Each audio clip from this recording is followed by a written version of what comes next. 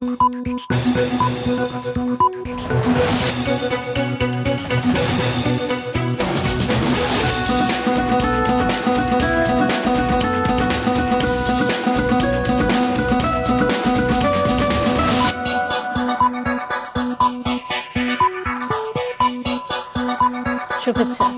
স্বাগত দুপুরের মাঝরানা সংবাদে। আপনাদের সঙ্গে আছি কাজী রওশন সাকি। শুরুতেই গার্ডিয়ান লাইফ ইন্স্যুরেন্স সংবাদ শিরোনাম।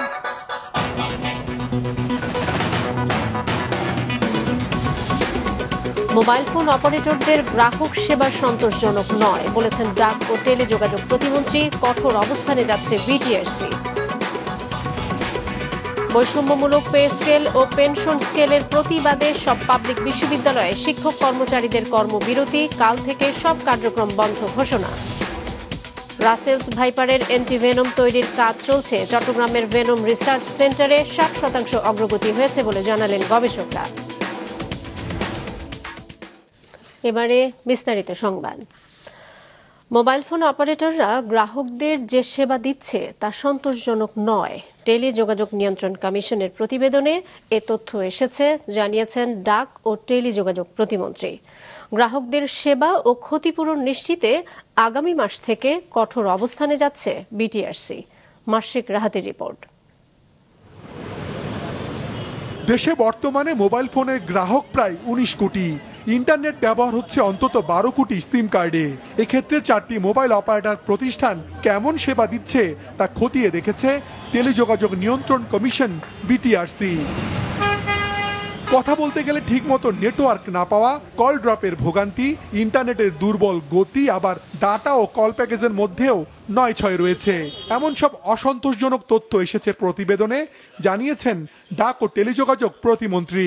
তারা বেশ কিছু জায়গায় সাইটগুলো পরীক্ষা করেছে এবং সেই রিপোর্ট অনুসারেও কোয়ালিটি অফ সার্ভিস যেটা অন সাইট সেটাও কিন্তু আমরা দেখেছি যে খুব একটা সন্তোষজনক নয়।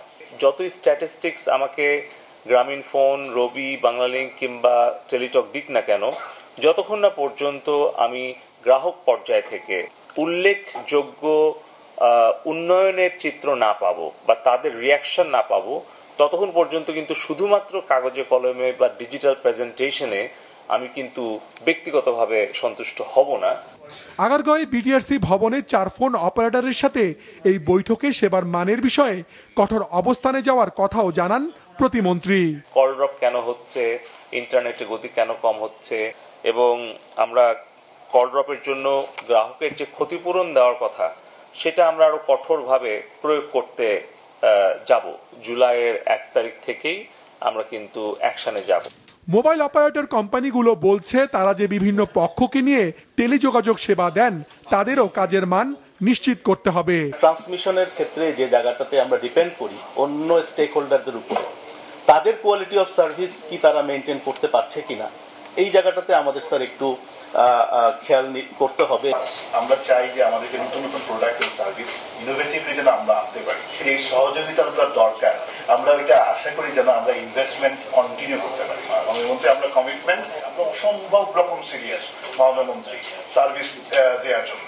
মোবাইল ফোন গ্রাহকদের ভালো সেবা নিশ্চিতে নিয়মিত অপারেটরদের আর্থিক ও কারিগরি দিকগুলো পর্যালোচনা করা হবে বলেও জানানো হয় বৈঠকে। মাশরুক রাহাত, মাছরাঙ্গা সংবাদ, ঢাকা। সর্বজনীন পেনশনের প্রত্যয় স্কিম বাতিলের দাবিতে আজ পূর্ণ দিবস কর্মবিরতি পালন করছেন দেশের বিভিন্ন পাবলিক বিশ্ববিদ্যালয়ের শিক্ষক, কর্মকর্তা ও কর্মচারীরা। আজ কর্মসূচি চলাকালে দাবি মানা না হলে কাল থেকে সর্বাত্মক কর্মবিরতিতে যাওয়ার ঘোষণা দিয়েছে ঢাকা বিশ্ববিদ্যালয়ের শিক্ষক সমিতি। দুপুরে ঢাকা বিশ্ববিদ্যালয়ের কলাভবন ফটকে পূর্ণ দিবস কর্মবিরতি উপলক্ষে আয়োজিত অবস্থান কর্মসূচি শুরুর আগে এ সিদ্ধান্তের কথা জানান শিক্ষক সমিতির সাধারণ সম্পাদক অধ্যাপক ডক্টর জিনাত হুদা। শিক্ষকদের একই সংগঠন ঢাবির 103তম প্রতিষ্ঠা বার্ষিকীর কোনো কর্মসূচিতেও অংশ নেবে না বলে জানান তিনি। বলেন, কর্মসূচি চলাকালে বিশ্ববিদ্যালয়ের সব বিভাগের ক্লাস, পরীক্ষা বন্ধ রাখা হবে। এদিকে শিক্ষক সমিতির বিজ্ঞপ্তিতে জানানো হয়েছে, বৈষম্যমূলক ও মর্যাদাহানিকর প্রত্যয় স্কিম থেকে বিশ্ববিদ্যালয়ের শিক্ষকদের অন্তর্ভুক্তি প্রত্যাহার, শিক্ষকদের জন্য স্বতন্ত্র বেতন স্কেল প্রবর্তন, প্রতিশ্রুত সুপার মেডে বিশ্ববিদ্যালয়ের শিক্ষকদের অন্তর্ভুক্তির দাবি আদায় না হওয়া পর্যন্ত সর্বাত্মক কর্মবিরতি চলবে। এদিকে সর্বজনীন পেনশন স্কিম প্রত্যয় প্রত্যাহার এবং শিক্ষকদের জন্য স্বতন্ত্র বেতন স্কেল প্রবর্তনের দাবি জানিয়েছেন রাজশাহী বিশ্ববিদ্যালয়ের শিক্ষকরাও। দুপুরে বিশ্ববিদ্যালয়ের শহীদ তাজউদ্দিন আহমেদ সিনেট ভবন চত্বরে ঘণ্টাব্যাপী অবস্থান কর্মসূচিতে শিক্ষকরা বলেন, প্রত্যয় স্কিম বৈষম্যমূলক। এর মাধ্যমে বিশ্ববিদ্যালয়ের শিক্ষকদের মধ্যেই বৈষম্য তৈরি হবে। 1 জুলাইয়ের পর যারা শিক্ষকতায় কিংবা অন্য সরকারি অথবা আধা সরকারি চাকরিতে ঢুকবেন তাদের জন্য আলাদা নিয়ম আর বাকিদের জন্য আলাদা নিয়ম এ বৈষম্য তৈরি করবে। এ সময় তারা জানান, দাবি আদায় না হওয়া পর্যন্ত শিক্ষক সমিতির ফেডারেশন কেন্দ্রীয় নির্দেশনা অনুযায়ী সব ধরনের একাডেমিক কার্যক্রম বন্ধ থাকবে। এদিকে চট্টগ্রাম সহ সব পাবলিক বিশ্ববিদ্যালয়েও একই দাবিতে কর্মবিরতি পালন করেছেন শিক্ষকরা। জাতীয় সংসদে পাশ হল 2024-25 অর্থ বছরের বাজেট। সংসদ সদস্যরা অর্থমন্ত্রীর আনা নির্দিষ্টকরণ আইন 2024-এ সমর্থন দিলে বাজেট পাশের আনুষ্ঠানিকতা শেষ হয়।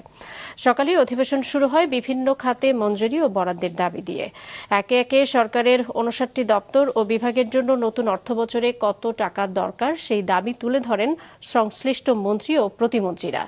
এ সময় মঞ্জুরি ও বরাদ্দ দাবির উপর 259টি ছাঁটাই প্রস্তাব আসে, যদিও তার সবগুলোই নাকচ করে দেয় সংসদ কণ্ঠভোটের মাধ্যমে। পরে নতুন অর্থবছরে সরকারের টাকা খরচ করার অনুমোদন চেয়ে নির্দিষ্টকরণ আইন 2024 সংসদে তোলেন অর্থমন্ত্রী। কণ্ঠভোটে সবার সম্মতিতে এই আইন অনুমোদনের সাথে সাথে 2024-25 অর্থ বছরের জন্য পাশ হয়ে যায় 7,97,000 টাকার বাজেট। বৃষ্টিপাতের কারণে সারা দেশে বাড়ছে নদ নদীর পানি। সিলেট সুনামগঞ্জে স্বল্পমেয়াদী বন্যার পূর্বাভাসের কারণে আশ্রয়কেন্দ্র থেকে বাড়ি ফেরা অনেকে আবারও আশ্রয়কেন্দ্রে যাওয়ার প্রস্তুতি নিচ্ছেন। কয়েক দফা বন্যায় চরম দুর্ভোগে দিন কাটছে তাদের। Desk report. গতকাল থেকে থেমে থেমে বৃষ্টি হচ্ছে সিলেট ও সুনামগঞ্জ সহ দেশের বিভিন্ন এলাকায়। সিলেটে 2 দফা এবং সুনামগঞ্জে 1 দফা বন্যার রেশ কাটতে না কাটতেই আবারও বাড়ছে নদ নদীর পানি। বন্যা হতে পারে এমন পূর্বাভাসের পর থেকে আতঙ্কে আছেন ওই 2 জেলার বাসিন্দারা। আগের বন্যার পানি নিম্নাঞ্চল থেকে এখনো পুরো নামেনি। আশ্রয়কেন্দ্র থেকে বাড়ি ফিরতে না ফিরতেই বন্যা সতর্কতার কারণে আবারও আশ্রয়কেন্দ্রে যাওয়ার প্রস্তুতি নিয়ে রেখেছেন অনেকে। দুর্ভোগ লেগেই আছে তাদের। সিলেটে একটা মোটামুটি আতঙ্ক বিরাজ করছে, কারণ যে কোনো মুহূর্তে আবার হয়তো বৃষ্টি এসে আবার পানি পাহাড়ের ডল দিয়ে আবার পানি বাড়তে পারে, আবার বন্যা সৃষ্টি হতে পারে। একটা বৃষ্টি দিলে কোমর পানি আঁটু পানি হয়ে যায়। এই জন্য সিলেটের কিছু উষা এই 3 দিনের আবহাওয়া হইতে পারে কিছু উষা জায়গাতে আমরা মালটাল রাখছি, যদি ইবার বন্যায় বাচ্চা কাচ্চা লইয়া হয়ে যাইমু। এখন পর্যন্ত যে পূর্বাভাস পাওয়া গিয়েছে যে আগামী 48 থেকে 72 ঘন্টা সিলেট অঞ্চলে ভারী বৃষ্টিপাতের সম্ভাবনা রয়েছে। তো তারই সাথে যদি চেরাপুঞ্জিতে বৃষ্টিপাত হয়, ডেফিনেটলি বন্যার একটা সম্ভাবনা রয়েছে। এদিকে কুড়িগ্রামে বাড়ছে নদ নদীর পানি। তিস্তার পানি কাউনিয়া পয়েন্টে বিপদসীমার 1 সেন্টিমিটার নিচ দিয়ে প্রবাহিত হচ্ছে। বঙ্গোপসাগরে লঘুচাপের প্রভাবে সারা দেশে বৃষ্টি হচ্ছে, কোথাও কোথাও ভারী বর্ষণ হচ্ছে। বিভিন্ন নদ নদীর পানি 54টি পয়েন্টে বাড়ছে, বিপদসীমার উপরে রয়েছে 1টি পয়েন্টে। হাসান মেহেদি, মাছরাঙা নিউজ ডেস্ক। সাপ নিয়ে আতঙ্কের মাঝে আশার আলো দেখাচ্ছে চট্টগ্রামের ভেনম রিসার্চ সেন্টার। চলছে রাসেলস ভাইপারের অ্যান্টিভেনম তৈরির কাজ। রাসেলস ভাইপার সাপ থেকে বিষ সংগ্রহ করে অ্যান্টিভেনম তৈরির গবেষণায় 60% অগ্রগতিও মিলেছে বলে দাবি গবেষকদের। আব্দুল্লাহ রাকিবের রিপোর্ট, ক্যামেরায় ছিলেন রবিউল টিপু। সম্প্রতি দেশে বিস্তার বেড়েছে বিশ্বের অন্যতম বিষধর সাপ রাসেলস ভাইপারের। তবে এমন সাপের লালন পালন চলছে বন্দরনগরী চট্টগ্রামে। দেশের বিভিন্ন অঞ্চল থেকে উদ্ধার করা 50টি সাপ পরম মমতায় দেখভাল করা হচ্ছে চট্টগ্রাম মেডিকেল কলেজে স্থাপিত দেশের প্রথম ও একমাত্র ভেনম রিসার্চ সেন্টারে। সাপের কামড়ে মৃত্যুর ঘটনায় দেশজুড়ে যখন শঙ্কা, ঠিক সে সময়ে আসার কথা শোনালেন এই ভেনম রিসার্চ সেন্টারের গবেষকরা। রাসেলস ভাইপারের বিষের প্রতিষেধক তৈরির কাজ এগিয়েছে অনেকখানি। আমরা বর্তমানে শুধু রাসেলস ভাইপারের ভেনম নিয়ে এই গবেষণাটা করছি। এই গবেষণাটার প্রায় 60% কাজ আমরা শেষ করেছি। হয়তো এই বছরের শেষ নাগাদ আমরা আপনাদেরকে এই ফলাফলটা দিতে পারবো যে আমাদের এই গবেষণার অ্যান্টিবডির কার্যকারিতা কেমন সেটার সম্বন্ধে জানানোর জন্য। দেশে সব ধরনের সাপের কামড়ের চিকিৎসায় একমাত্র ভরসা ভারতের তৈরি একটি অ্যান্টিভেনম। গবেষকেরা বলছেন বিদেশি অ্যান্টিভেনমের চেয়ে স্থানীয়ভাবে তৈরি অ্যান্টিভেনম বেশি কার্যকর হয়ে থাকে। দেশের গবেষণাগারে তৈরি অ্যান্টিভেনমের কার্যকারিতা বর্তমানে ছাগল ও মুরগির শরীরে পরীক্ষা করা হচ্ছে। মুরগির শরীর এবং গোট মানে ছাগলের শরীরে আমাদের রাসেলস ভাইপারের ভেনম দিয়ে তার বডিতে একটা অ্যান্টিবডি তৈরি হবে। সেই অ্যান্টিবডিটাকে আমরা সংগ্রহ করব, পিউরিফাই করব এবং এই অ্যান্টিবডিটাকে আমরা পরবর্তীতে নিউট্রালাইজেশন টেস্ট করে আমরা দেখব যে আমাদের ভেনমকে কতটুকু নিউট্রালাইজ করতে পারে। রাসেলস ভাইপার ছাড়াও এই রিসার্চ সেন্টারে রয়েছে 9 প্রজাতির 250টি সাপ, যাদের খাবার হিসেবে দেওয়া হয় মুরগির বাচ্চা, ইঁদুর ও ছোট সাপ। গবেষকেরা জানিয়েছেন আগামীতে অন্যান্য সাপের বিষের প্রতিষেধকও তৈরি করা হবে। যখন দেখি যে সাপটা মোটামুটি সুস্থ আছে এবং সাপটা ভেনম সংগ্রহ করার জন্য উপযোগী, অন্যান্য গবেষণা করার জন্য উপযোগী, তখনই আমরা এই সার্পেন্টেরিয়ামে সাপগুলোকে নিয়ে আসি। কিছু সাপ আছে যারা শুধুমাত্র সাপ খেয়েই জীবনযাপন করে, সেই সাপদেরকে সাপ খাইয়ে বাঁচিয়ে রাখাটা আমাদের জন্য চ্যালেঞ্জ। ক্রেটের জন্য সপ্তাহে একবার, তারপর রাসেলস ভাইপার এবং অন্য যে পিট ভাইপার যেগুলো আছে সেগুলোর জন্য হচ্ছে 15 দিন একবার করে খাবার দেওয়া হয় এবং তাদের কাছ থেকে প্রতি মাসে একবার করে বিষ সংগ্রহ করা হয়। আমাদের দেশে এই নিজেদের যে সাপ আছে সেই সাপের এগেনস্টে এখনও কোনো অ্যান্টিভেনম আমরা তৈরি করতে পারিনি। ভবিষ্যতে হয়তোবা অন্যান্য নিউরোটক্সিক যে স্নেকগুলো আছে, কোবরা, ক্রেট কিংবা আমাদের সবুজ সাপ, গ্রিন পিট ভাইপার, এই সবগুলা ভেনম নিয়েই আমরা হয়তোবা তার এগেনস্টে অ্যান্টিবডি তৈরি করে আমরা দেখানোর চেষ্টা করব। 2018 সাল থেকে যাত্রা শুরু করে এই ভেনম রিসার্চ সেন্টারটি। চট্টগ্রাম মেডিকেল কলেজ ও চট্টগ্রাম বিশ্ববিদ্যালয়ের শিক্ষক ও শিক্ষার্থীরা এই প্রকল্পে গবেষক হিসেবে কাজ করছে, আর পুরো প্রকল্পে সহায়তা করছে স্বাস্থ্য অধিদপ্তর। এই সেন্টারে অ্যান্টিভেনম তৈরি শুরু হলে আমদানি নির্ভরশীলতা কমবে। আব্দুল্লাহ রাকিব, মাছরাঙা সংবাদ, চট্টগ্রাম। চলতি মাসে সাপে কাটা 30 রোগী চিকিৎসা নেন ফরিদপুরের বঙ্গবন্ধু শেখ মুজিব মেডিকেল কলেজ হাসপাতালে। এর মধ্যে মারা গেছেন 3 জন। সাপের কামড়ে রাজবাড়ীতে মৃত্যু হয়েছে 1 জনের। সাপে কামড়ালে আতঙ্কিত না হয়ে দ্রুত হাসপাতালে যাওয়ার পরামর্শ দিয়েছেন চিকিৎসকরা। Desk report. রাজবাড়ীর পাংশা উপজেলার মধু বিশ্বাস গেল 21শে জুন শুক্রবার বাদামের জমিতে কাজ করার সময় রাসেলস ভাইপার সাপে কাটে তাকে। দ্রুত হাসপাতালে ছুটে যান তিনি। ফরিদপুর বঙ্গবন্ধু শেখ মুজিব মেডিকেল কলেজ হাসপাতালে 5 দিনের চিকিৎসা শেষে এখন তিনি সম্পূর্ণ সুস্থ। বাদাম গাছ যখন টান দিতে যায়, টান দেওয়ার যায় ওনার হাতে সাপ সবল মারে, ঝাড়া দেওয়ার পরে ডাঙার দিকে পড়ে যায়। ওইখান থেকে আগে কাশি দিয়ে কোপ দেয়। কোপ দেওয়ার পরে সাপটা একটু নর্মাল হয়ে যায়, দুর্বল হয়ে যায়। দুর্বল হওয়ার পরে আমার কাছে মোবাইল রাখার একটা পলিথিন ছিল, সে পলিথিনের ভিতর করে ধরে নিয়ে আসে পাংশা হাসপাতালে নিয়ে আসে। পাংশা হাসপাতালের ডাক্তার দেখে, ডাক্তার দেখার পরে ওরা রাসেল ভাইপার সাপ করার পরে তারপরে ওনার ওইখান থেকে অ্যান্টিভেনম দেওয়া হয়। ডাক্তার দেখে আমার পদ্মার চরে ঘাস কাটতে গিয়ে রাসেলস ভাইপার সাপের কামড়ের শিকার হন ফরিদপুর সদর উপজেলার ডিগ্রিরচর ইউনিয়নের সত্যরঞ্জন বৈরাগী। তিনিও হাসপাতালে চিকিৎসা নেন। কামড় দেওয়ার পরে মনে হলো যে কি জানি একটা সারা শীতে ধরলো আর কি। তারপরে তো আর কি একটু জ্বালাপোড়া করা ধরলো। আমি তো দিন তো দেরি করা যাবে না। হ্যাঁ, তো নৌকা নিয়ে একা গেছি। সেই নৌকা বাইয়া পদ্মা পার এই পারাইছি। তারপরে সেই যে মোটরসাইকেল সেই যে হাসপাতালে মানে আমার শরীরে কোনোই নাই, কিন্তু এই জায়গায় আর কি বাড়ে কমে, একবার বাড়ে একবার কমে। হাসপাতাল কর্তৃপক্ষ জানায় চলতি মাসে হাসপাতালে চিকিৎসা নিতে আসা 30 জন সাপে কাটা রোগীর মধ্যে 27 জনই সুস্থ হয়ে বাড়ি ফিরে গেছেন। মারা গেছেন 3 জন। সাপে কাটা চিকিৎসার ব্যাপারে আমাদের পূর্ণাঙ্গ প্রস্তুতি রয়েছে। আমাদের চিকিৎসকদের প্রশিক্ষণ আছে, এর সাথে আমাদের পর্যাপ্ত পরিমাণ অ্যান্টিভেনম মজুদ আছে। তাতে করে সাপে কাটার সাথে সাথেই যদি রোগীরা আমাদের হাসপাতালে আসে, তাহলে আমরা আশা করি 100% আমরা মানসম্মত চিকিৎসা দিতে আমরা সক্ষম। এদিকে সম্প্রতি রাজবাড়ীতে সাপের কামড়ে সুবিতা রানী দাস নামে এক নারীর মৃত্যু হয়েছে। স্বজনদের দাবি সাপে কাটার 1 ঘন্টার মধ্যেই তাকে হাসপাতালে নেওয়া হয়, কিন্তু অ্যান্টিভেনম না দেওয়ায় তার মৃত্যু হয়েছে বলে অভিযোগ তাদের। সজীব সাদিক, মাছরাঙা নিউজ ডেস্ক। সাপে কাটায় ওঝার ঝাড়ফুঁকে শেষ রক্ষা হয়নি গাজীপুরের বাসুরা গ্রামের সাইফুল ইসলামের। অথচ মৃত্যুর পরও তাকে জীবিত করার আশ্বাসে প্রতারণার ফাঁদে পড়ে মোটা অঙ্কের টাকা গচ্ছা দিতে হয়েছে স্বজনদের। গাজীপুর প্রতিনিধি ফারদিন ফেরদৌসের পাঠানো তথ্য ছবিতে ডেস্ক রিপোর্ট। সন্ধ্যা নেমে এসেছে। স্থানীয় এক স্কুল মাঠে কলাগাছ আর কলসি বসে সহযোগীদের নিয়ে নানা আয়োজনে মেতেছে ওঝা। সাপে কাটায় জীবিত করা হবে মৃত সাইফুল ইসলামকে। এই দৃশ্য দেখার জন্য দূর দূরান্ত থেকে জড়ো হয়েছেন মানুষ। এই কড়িটা চালান দিয়ে আপনার ওই মর্দা সাপটা আনবো, আনার পরে আপনার বিষটা টাইনা বের করবো ওই সাপে। কিছুক্ষণ পর মাঠে আনা হলো সাইফুল ইসলামের মরদেহ।